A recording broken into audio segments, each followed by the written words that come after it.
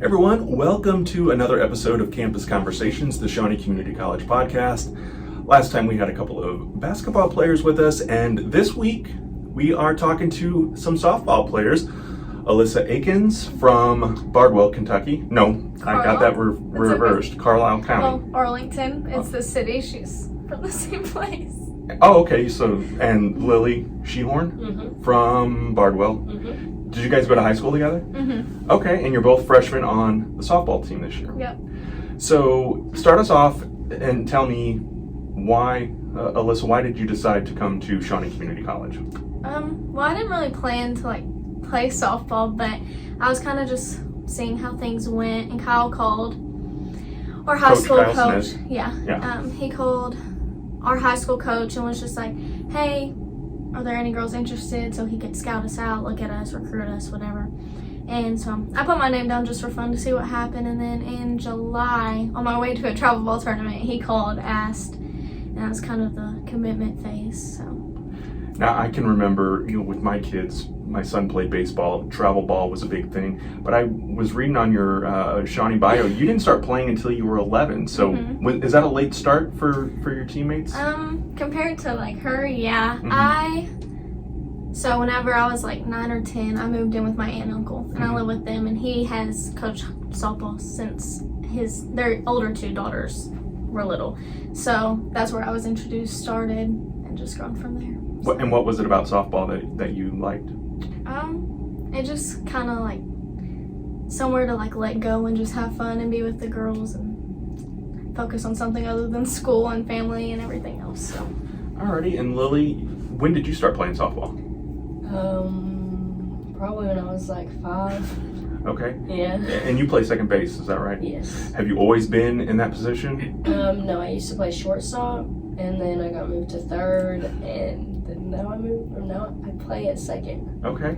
What brought you to the game? At 5, there's lots of options out there. Did you do anything else, or was it softball from the start? Yeah, I used to play soccer too. Okay. Not for very long, but yeah. I don't know. I just liked it more, I guess. When you started playing at age 5, were you doing the travel stuff? Was it when did the travel and all that kind of kick in? I didn't start playing travel ball until I was 12, I think, 12 or 13. And now, were you two friends back then when you were playing on the younger? We played for a team called the Racers. Our middle school and high school coach coached us up until we were freshmen in high school, and then we all kind of dispersed and went our own ways with travel ball. So okay. So tell me a little bit about playing softball in Kentucky. Travel ball, it implies traveling, but how much of a travel? Where were you guys going when you were in those early days of playing? The team that I played for, we mostly played in Tennessee. Sometimes we played in Illinois or Eddyville, but one time we did go to Florida, but that's as far as we went. So. Okay. So at second base, what did you just try out for that position, or was it a place that you enjoyed being from early on, or how did you land at second base? That's just where he put me, I guess. Sometimes I still play third sometimes, but mostly it's at second. And Alyssa, you're in the outfield. Do you have a preference of where you play? Center. Okay. Yeah, it's a different angle on the ball, so it's a little bit different, even though it is outfield. I started, how many teams did we play for? Travel ball. Well, we both started on the Racers. Then I went to Talons. She went to the Outlaws. Then I went to a team called the Elite, and then ended up back with her this past summer on the same team. So we've just kind of been around all these teams. Mine went to Alabama and Florida a lot more. Other than that, we play in Illinois, Missouri, a lot of tournaments in Cape.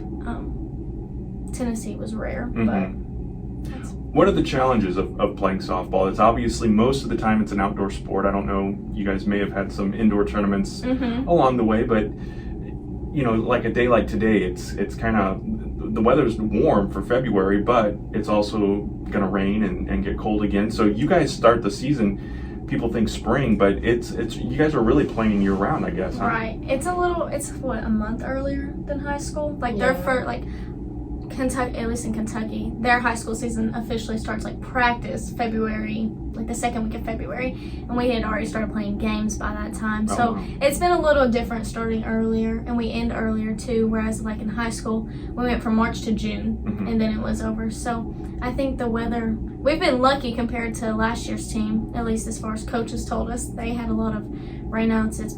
It was really cold, he said. We've played in 60-degree weather up until this past week, so. Yeah. So we got your locations, you know, you're from Kentucky, Western Kentucky. Do you guys live here in town or in the area, or do you guys commute back and forth? Yeah, I live in Cornack. Okay. So talk about life as a college student. You're both freshmen. You know, a year ago at this time, you were getting ready to graduate from high school. So what is different? What has changed for you as college students and college athletes on top of that? You should have a lot more free will, I guess. And like in high school, you know, there's like teachers to tell you to, hey, do your work, you have to get this done then. But like college teachers, they just put the assignment out there and then expect you to get it done on your own. And like if you don't have class every day, like in high school you go 5 days a week for most of them. And then in college you don't go every day. Sometimes you do, but I don't go every day. So it's just a lot more free time, I guess. I'd have to agree. It is kind of nice when your teachers just email you and tell you no class. Whereas in high school, you, like, even though one teacher cancels, you still have to go because you have 7 other classes, 6 other classes, whatever. Yeah. I think softball is a lot different here. Like, high school is hard, but I think there's both. There's some things that are easier, some things that are harder. I think the workouts were definitely harder. 6:30 workouts in the morning in the fall, then 3 p.m. practices. So, like in high school, you just had a 2-hour practice and that was it. Whereas, and the working out sometimes was part of that 2-hour practice. So, it's kind of divided up now and it takes a lot more time. So, what are your plans here, not just at Shawnee, but you know beyond Shawnee? What are you hoping to walk away from Shawnee Community College with? I guess just a wider horizon. Like, I've met a lot more new people. Kind of stepped out of my comfort zone. Just stepping out of my comfort zone with Coach. Like, talking to him was different for me. Like, my parents always did the talking, and I had to step up and do that for myself. And that's something that I think I've grown like tremendously. Just being here is having to be independent, work for yourself, do things on your own. But after here, I don't know. Coach is really on us right now about figuring out if we want to go to a 4-year school after. I think I'm kind of at the point where, like, if I'm given the opportunity, yeah, but I'm not gonna like go out of my way to look for it. Like, I'm ready to be done with school, start working, and move on to the next chapter in life. So, do you know what you want to be? Happens. I'm kind of in between. I'm changing my major in the fall, so well, I think I'm gonna switch from business to sonography or just associate of science. So cool. Lily, what about you? Where do you see yourself? Well, I think that I'm gonna. The school that we went to, it was all the same people. Very rarely did we have new people come, and if they did, they left. Graduating class was 46 kids. Oh wow. Yeah. Okay. But I think being here, I've learned how to like branch out and kind of make my own group of friends, because you know, like, you're in the same group of friends for years, and like coming here with all new people, aside from like the 4 of us that came from the same school, you just kind of have to learn how to meet new people and like find your own way and be your own person, I guess. What advice do you have? Because that's a very good point, and Alyssa, you brought it up too. You know, mom and dad, or you know, your parent, your guardian, whomever it is that's raising you, isn't here. You know, you are a big boy or a big girl when you come to college, and you know, you are dealing with the instructors on your own. You're dealing with your coaches, your peers, your tutors, whomever it is that you're coming into contact with. So what advice do you have for maybe a high school student or a parent that's listening to this that their kid is about to go away for the first time, or they're themselves the high school senior that's graduating and going away, whether you're going to a 4-year or to a community college where you may be relocating. It's got to be a different experience than it is from high school, but not in a bad way, I wouldn't think. Yeah, I would just say, like, don't live out of fear. Like, it's okay to go out and talk to new people. Like, it seems scary. It still is scary, but I think it does a lot more good than bad. I know for us, on the softball team, it started out just me and her, so we were, like, at the hip with each other. Yeah. Bonded at the hip. And here lately, I'd say after the fall season, me and her both kind of, like, really branched out and found our people, and I think it does a lot more good than bad. I think just talking, like, being willing to talk to professors, to new students. Like our poetry class, Robbie didn't really give us a choice but to talk to our peers. So I think they do help you along the way, but you still have to kind of figure it out on your own. And as far as parents go, mine have kind of had a different approach. They're just kind of like, you figure it out. Like, they've kind of just thrown me to the wolves, and I appreciate it, but at the same time, there was a lot of fear. I think the first time I came up here to talk to Kaylin to register for classes, I had like a total freak out. I was like, I don't want to go. Like, will one of you come with me? They're like, no, you got to do it on your own. Like, you got to be a big girl now. Yeah. So I came up here, talked to Coach, and then he introduced me to Kaylin, and it's been all good from there. Let's talk about Kaylin for a minute. And I know she will probably curse me later, but every time I walk down that hall, student athletes are there, and I know that she has a very special bond with all of you guys. So talk to me a little bit about, because I think it's cool that I walk by and at any given time there are softball players and baseball players and basketball players and volleyball players, all, there's no, at least it doesn't feel from my perspective, kind of watching, the cliques.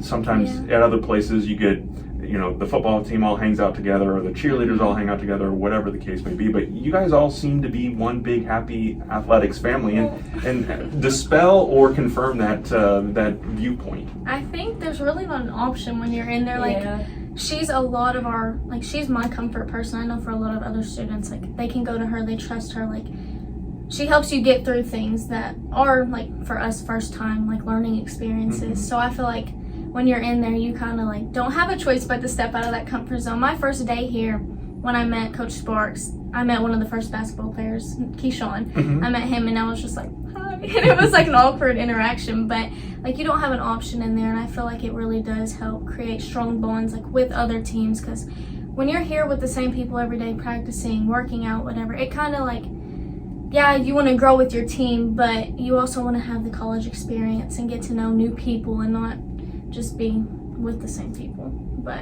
I know in there, we all feel safe, and she really does take good care of us. So. Yeah, I think it's good being in there with, like, all the other teams, too, because we go and support the basketball team, and I went to a few volleyball games, too. There's a video of us barking. But I just think that it's, like, I've created a lot of new friendships out of mostly the baseball team, but some of the basketball players, I think you can just kind of be yourself whenever you're in there, and then, like, whoever is kind of the same as you will, like, start a conversation or like, comment on what you said or whatever, and that's kind of how I found friends. Like, I just say whatever I want, and if they agreed or disagreed, then we would talk about it. I think you also learn to, like, respect people that have different, like, views or outlooks on things than you.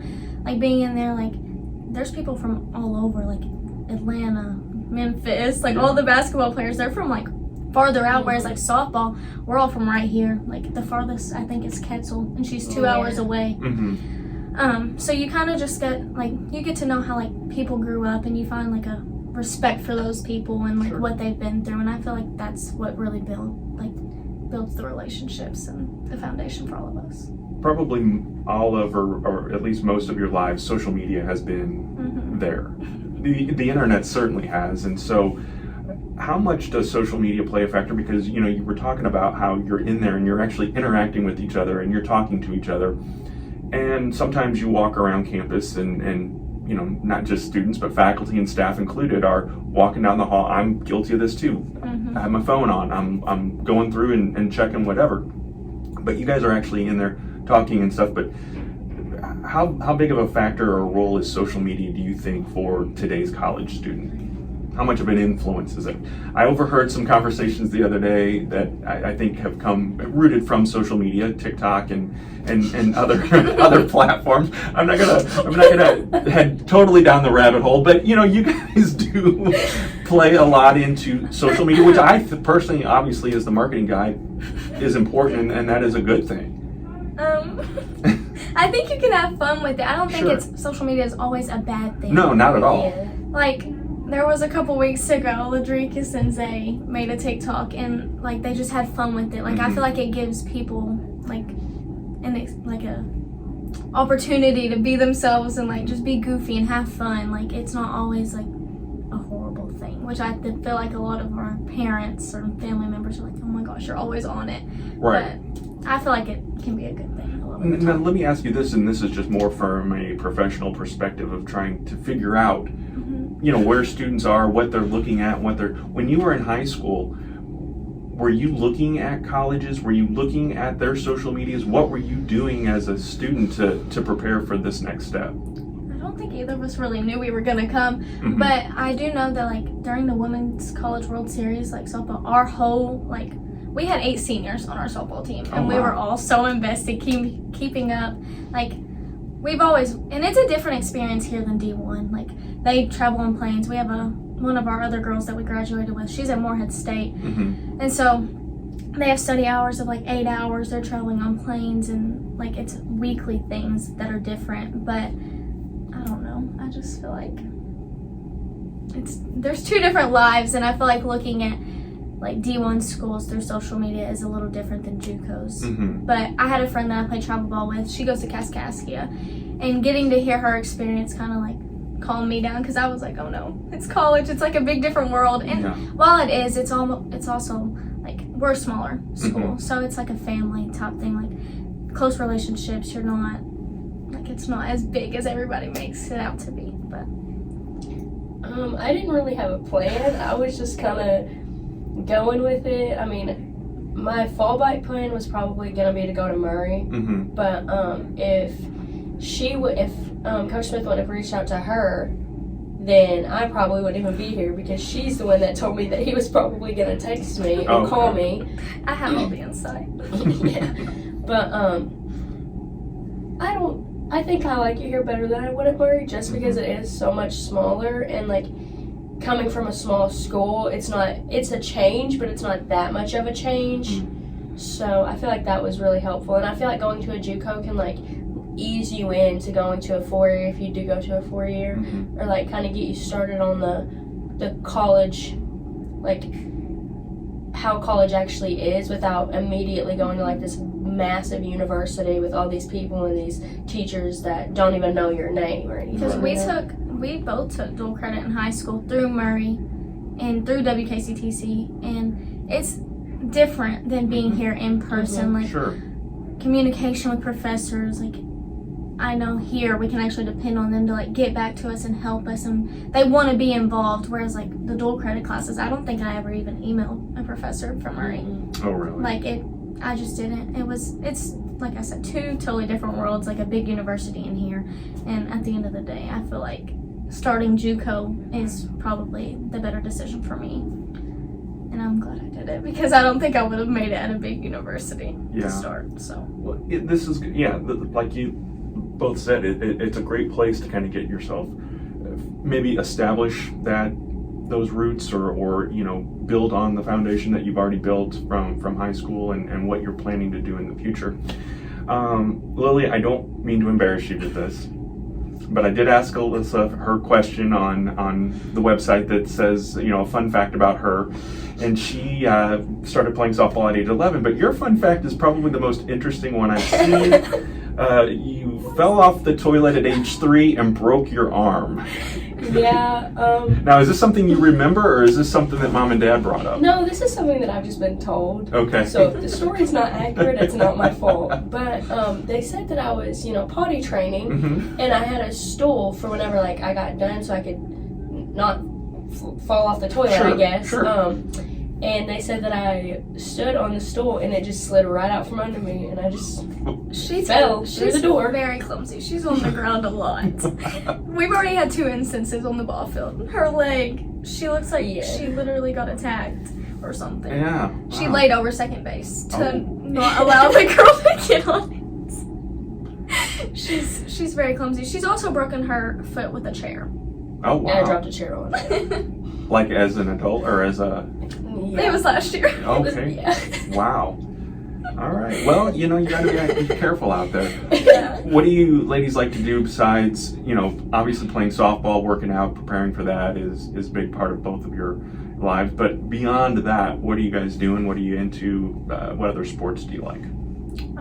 I've emphasized family time a lot, like being home. We watch a lot of college basketball together when I'm home now.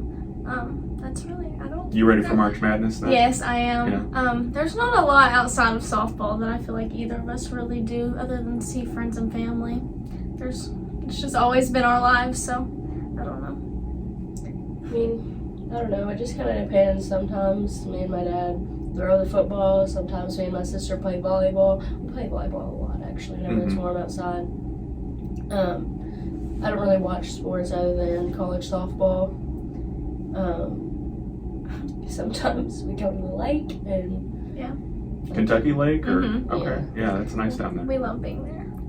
It's a lot of our summer. Yeah, very cool place to go and visit for sure. Anything else you ladies want to add to this week's podcast before we wrap things up? I don't think so. All right. Well, thank you both for being here. And again, you can check out our website to get more information about the Shawnee Community College softball team. They have games going on all rest of this spring semester. So check it out, shawneecc.edu/athletics. You can also support the softball team or any of our other athletic teams with a fundraiser that is also on our website. And again, weigh in, ask your questions at shawneecc.edu/podcast. Have a great week, and thanks so much for joining us for Campus Conversations.